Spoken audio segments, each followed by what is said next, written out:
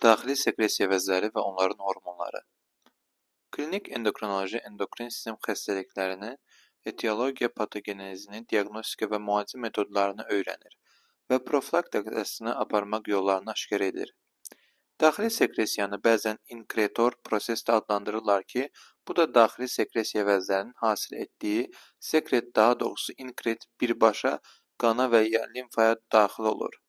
Bu inkretlər hormon qıcıqlandırıram, hərəkətə gətirirəm deməkdir, adlandırırlar. Beləliklə, hormonlar daxili sekresiya vəzlərinin ifrat dərəcədə spesifik sekreti, yəni inkreti olub, bütün orqanizmə və ya onun ayrı-ayrı üzvlərinə təsir edirlər. Məsələn, somatrop, yəni boy hormonu. Orqanizmin inkişaf dövründə bütün üzvlərə və boya təsir edərək onların böyüməsine səbəb olur. Orqanizmdə boyun inkişafı dayandıqdan sonra isə boy hormonu normadan artıq hazırlanıb sintez olunarsa, bu zaman sümüklər, yəni uzun borlu sümüklər eninə böyüyür. Bütün üzvlərdə patoloji böyümə xüsusən ətraflarda baş verir ki, bu xəstəliyə akromegaliya deyirlər. Lakin melanin ancaq dəridə pigment mübadiləsinə təsir edərək dəriyə tünd rəng verir. Ağ dərili şəxslərdə tünd dərili insanlara nisbətən melanin nisbətən az ifraz olunur. Sinir sistemi ilə endokrin sistemi arasında olduqca sıx bir əlaqə mövcuddur. Belə ki, bütün vəzlərin şahı hesab olunan hipofizin fəaliyyəti hipotalamus tərəfindən tənzim olunur. Bu isə hipotalamusda hazırlanan releasing faktorlar tərəfindən həyata keçirilir. Hipotalamus isə sinir törəməsidir. Hipotalamusda hipofizin fəaliyyətini stimullaşdıran liberinlər və bu fəaliyyəti tormozlayan statinlər hasil olunurlar. Məsələn, somatoliberin somatotrop hormonu hipofiz tərəfindən sekresiyasını gücləndirir. Somatostatin isə əksinə təsir edir. Beləliklə, sinir hüceyrələri hormon sintez edirlər. Digər tərəfdən sinir liflərinin uclarında mediatorlar ifraz olunurlar. Yəni, bir neyrondan digərinə impuls mediatorlar tərəfindən ötürülür. Lakin mediatorlar qısa və məhəlli, yəni lokal təsirə malik olurlar. Hormonlar isə uzun müddətli və distant, yəni uzağa təsir etmək təsirə malik olurlar. Bununla belə qeyd etmək lazımdır ki, bütün daxili sekresiya vəzləri, həmçinin hipotalamus, sinir sisteminin xüsusilə beyin qabığının təsiri və nəzarəti altında olurlar. Məsələn, görmə və eşitmə orqanları və digər hissiyyat orqanları vasitəsilə baş beyin mərkəzlərinə, xüsusən beyin qabığına verilən informasiya cinsi vəzlərin fəaliyyətini tənzimləyir. Bu isə cinsi həvəsin artmasına və ya əksinə səbəb olur. Beləliklə, hal-hazırda neuroendokrinologiya inkişaf etməkdədir. Hipotalamus ön beyinə aid törəmədir. Görmə qabarı altında yerləşərək ön tərəfdən görmə çarpazı ilə, arxadan mamilyar cisimlə, yanlardan isə görmə sinir yolları ilə əhatə olunmuşdur. Yuxarıdan hipotalamus 3-cü mədəci ilə əhatə olunmuşdur. Hipotalamusda 32-yə qədər nüvə aşkar edilmişdir ki, bunlar da bədənin hərarətinə, susuzluq hissiyatına, acılığa, ümumiyyətlə iştaha, su və duz mübadiləsinə, cinsi fəaliyyətə, digər sözlə mübadilənin bütün növlərinə nəzarət edirlər. Daha doğrusu tənzimləyirlər. Bundan başqa, yuxu və emosional aktivlikli də hipotalamusun fəaliyyəti ilə sıx bağlıdır.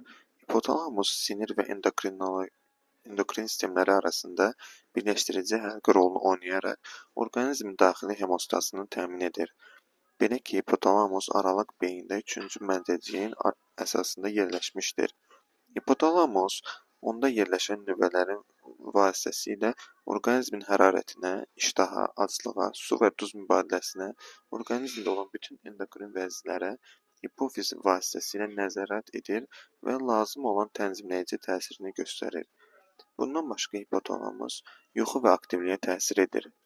Hipotalamus ön və medial hissəsi endokrin funksiyasını yerinə yetirir. Hipotalamus ventromedial və paraventrikulyar hüceyrələri profizin arxa payının sinir lifləri ilə əlaqədədirlər. Hipotalamusun nüvələri neurosekret hasil edirlər ki, bunlar da hipofizin qapı vena sisteminə daxil olurlar. Paraventrikulyar və supraoptik nüvələr, onların sinir hüceyrələri mərkəzi sinir sisteminin bir çox strukturları ilə sıx əlaqə saxlayaraq davranış reaksiyalarına təsir edirlər. Hipotalamusun endokrin sisteminə tənzimləyici təsiri 20-ci əsrin ortalarında məlum olmuşdur. İlk dəfə Amerika alimi Gillemin göstərmişdir ki, hipotalamus ekstraktını heyvanlara yeritdikdə hipofiz kortikotropin sekresiyasını gücləndirir. Sonralar hipotalamusun bir çox hormonları əldə olunaraq onların kimyəvi quruluşları da öyrənilmişdir. Əldə etdikləri yeni elmi kəşflərə görə Nobel mükafatına layiq görülən Amerika alimləri Shelley və Gilleman hipotalamusun bəzi hormonlarının strukturunu aça bilmişlər. Məsələn, Shelley və onun rəhbərlik etdiyi tədqiqatçılar qrupu 1969-cu ildə donuzun hipotalamusundan tiroliberinin strukturunu açmışdır. Eyni vaxtda Gilleman qoyunun hipotalamusunda hasil olan tiroliberinin strukturunu açmışdır. 2 il sonra Gilleman hipotalamusun ikinci neyropeptidi liuliberini ayırıb əldə etmişdir. Hipotalamus informasiya, yəni siqnal mərkəzi sinir sistemindən, beynin qabığından emosiyalar, təfəkkür prosesləri, yuxu və s. eləcə də humoral yolla, yəni qanda olan hormonlar vasitəsilə orqanizmin daxili mühitinə ötürülür. Hipotalamus öz işini demək olar ki, hipofiz vəzisinə təsir etməklə, daha doğrusu ona göstəriş verməklə yerinə yetirir. Hipofiz beynin türk yəhərində yerləşmişdir. Yuxarıda onun beyninin sərt qişası örtür və bu da onu beyindən ayırır. Hipofiz 3 paydan, ön, orta və arxa paylardan ibarətdir. Ön və ara pay birlikdə adenohipofiz adlanır. Bu isə vəzinin 80%-ni təşkil edir. Arxa pay isə neyrohipofiz adlanır.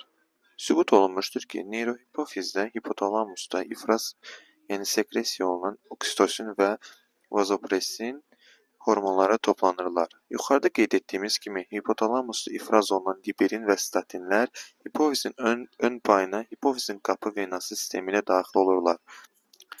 Bu zaman hansı statin və ya liberinin daxil olmasından asılı olaraq seçici şəkildə müvafiq adenohipofizar hormon ya hasil olunur, ya da onun ifrazı tormozlanır. Qeyd etmək lazımdır ki, hipotalamus neyronlardan ibarət tipik sinir törəməsidir. Hipofiz endokrin sisteminin mərkəzi orqanıdır. Bu həm afferent, həm də efferent informasiya ilə işləyir.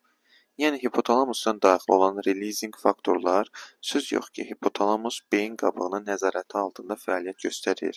Bir tərəfdən və periferik endokrin vəzlərdən qanla hipofizə gətirilən hormonlara cavab olaraq digər tərəfdən hipofiz öz fəaliyyətini nizamlayır və periferik endokrin vəzlərinin fəaliyyətini ifraz etdiyi hormonlar vasitəsilə nizama salır. Hipofizin ön payında somatotrop hormon, yəni boy hormonu və ya somatotropin tireotrop hormon və ya tireotropin qalxana bənzər vəzinin fəaliyyətini stimulyasiya edir. Adrenokortikotrop hormon və ya kortikotropin, yəni böyrəküstü vəzlərin qabıq qatını stimulyasiya edir. Prolaktin, yəni süd vəzlərini stimulyasiya edir. Gonadotrop hormonlar follikulları stimulyasiya edən və intensial hüceyrələri stimulyasiya edən hormonlar sekresiya olunurlar. Aralıq payda isə melanostimulyasiya edici hormon hazırlanır ki, bu da dəridə melanin pigmentinin toplanıb dəriyə tünd rəng verməsini tənzim edir. Yuxarıda qeyd olunduğu kimi oksitosin və antidiuretik hormonlar isə hipotalamusda sekresiya olunurlar və hipofizin arxa payında neyrohipofizdə toplanırlar.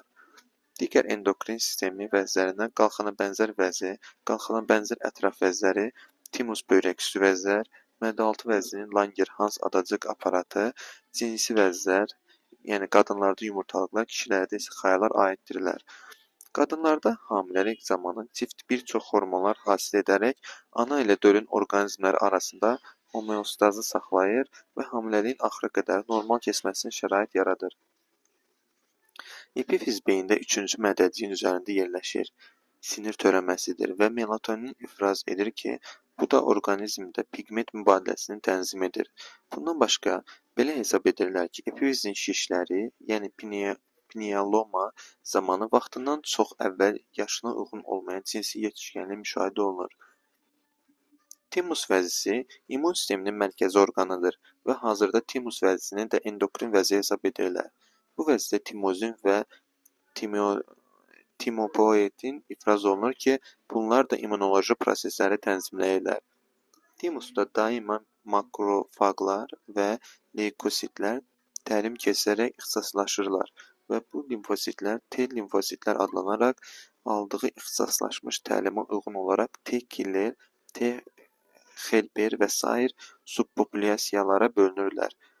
Neyroendokrinologiya və immunologiyanın sıx əlaqədə olduğunu nəzərə alaraq, axır zamanlar neyroendokrinologiya kimi terminlər istifadə edirlər. Bütün bunlarla yanaşı, qeyd etmək lazımdır ki, hormon hasil edən endokrin hüceyrələri bədənin müxtəlif yerlərində də ola bilərlər.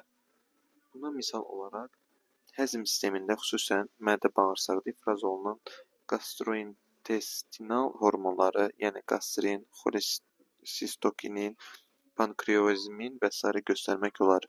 Endokrin vəzilərdən kənarda yerləşən və hormon ifraz edən belə vəzilər sisteminə apud sistem deyirlər.